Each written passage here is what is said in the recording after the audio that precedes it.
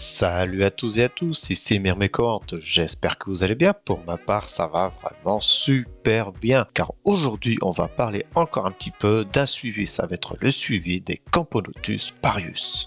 On va voir ensemble l'avancée de cette colonie et bien sûr les petits changements que j'ai pu opérer et également de grandes nouvelles. J'ai enfin mes premiers majors. On va voir ça ensemble tout de suite, c'est parti.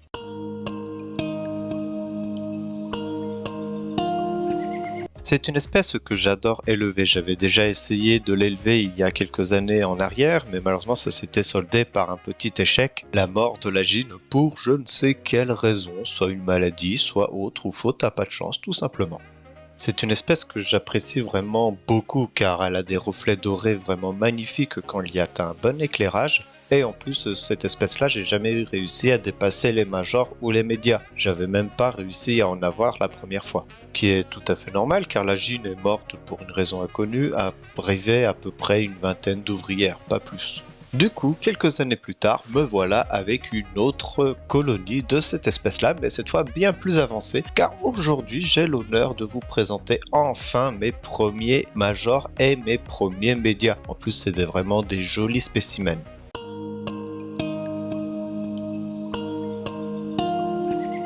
Et en plus de ça, chose que vous avez pu voir un petit peu dans une petite vidéo que j'ai essayé de mettre en short mais que j'ai lamentablement échoué car je ne savais pas poster des shorts, je n'arrivais simplement pas à le faire. J'ai tout simplement ouvert le nid en entier en faisant un petit trou de raccord par-dessus et avec une pince j'ai retiré le coton, ce qui leur a donné accès à l'entièreté du nid.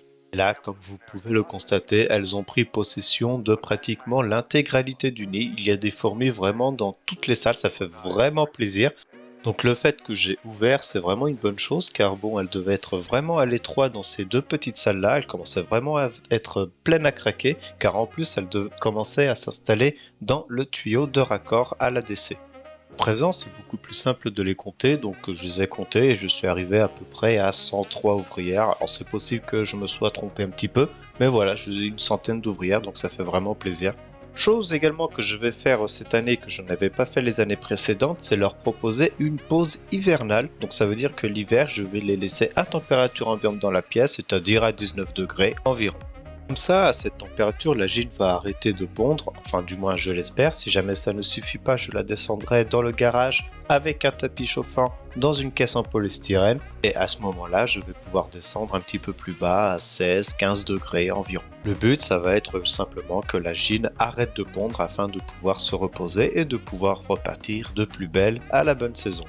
Je pense même que je vais faire encore mieux que ça, je vais essayer de me renseigner sur les températures qu'il y a dans ces pays d'origine et de me baser là-dessus tout simplement.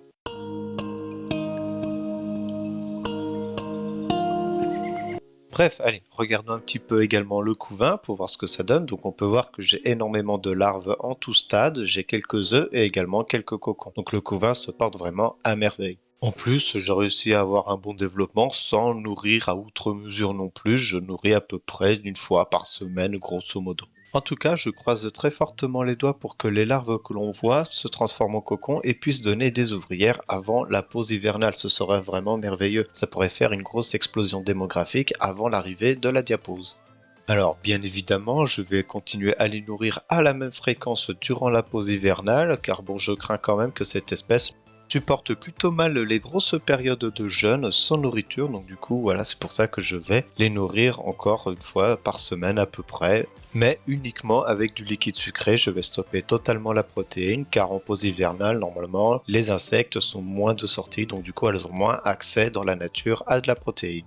Je ferai tout de même bien attention avec cette espèce-là car elle a tendance à être fortement cannibale quand elle est en manque de protéines ou de nourriture. Donc du coup, je vais bien observer durant les premières semaines et je vais juger par rapport à leur comportement, bien évidemment.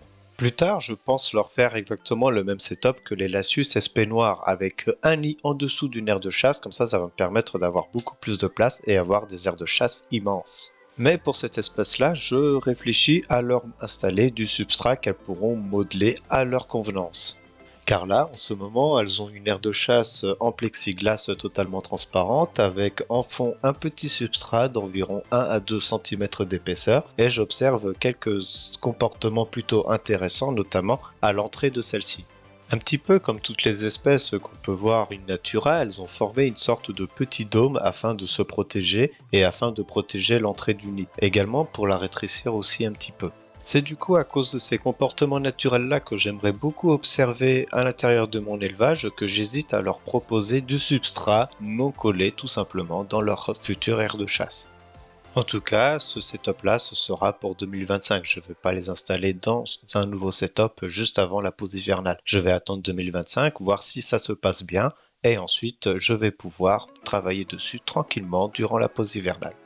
D'ailleurs, si cela vous intéresse, je pourrais même vous faire une vidéo un petit peu tuto, ou pas forcément, mais suivi, qui va me montrer moi en train de fabriquer ce setup-là. Comme ça, vous pourrez voir l'avancée et en même temps voir comment je les réalise. Donc n'hésitez pas à me dire votre réponse dans les commentaires, je les lirai avec attention et je vous répondrai tous sans exception. J'en profite également pour vous dire, n'hésitez vraiment pas à cliquer sur le bouton s'abonner et à ne surtout pas oublier de cliquer sur la petite cloche pour recevoir les notifications des vidéos qui sortent. Car oui, je sors des vidéos tous les vendredis à 18 h, mais il se peut que durant la semaine, si j'ai envie, je sorte une petite vidéo bonus ou alors également pour ne pas louper les shorts. Pour vous, ça vous coûte un petit clic, mais pour moi, ça fait énormément plaisir et ça me motive encore plus à faire encore plus de vidéos et de plus en plus qualitatives pour vous. J'en profite également pour vous annoncer que le mois prochain, je vais relancer la série Votre espèce, vous inquiétez pas, ça va toujours rester l'Ameriocystus mexicanus, mais du coup j'attends simplement le mois prochain pour reprendre une gîne et repartir sur cette série et cette idée de vidéo. Pour ces séries de vidéos là, je vous propose également de mettre dans les commentaires le nom de la série à laquelle vous pourrez penser. Donc là je vous laisse carte blanche dedans, donc n'hésitez pas à me proposer des noms de séries. Car bien sûr votre espèce est un petit peu tirée par les cheveux je trouve et c'est pas trop innovant également. Et voilà, c'est sur ces petites actualités que je vous dis à la prochaine pour une autre vidéo, donc n'hésitez vraiment pas bien évidemment à aller voir les autres vidéos de la chaîne, il y en a vraiment beaucoup et de tout style. J'ai plus qu'à vous dire à la semaine prochaine vendredi 18 h pour une nouvelle vidéo. Salut tout le monde et tout plein de bonnes choses pour vos colonies.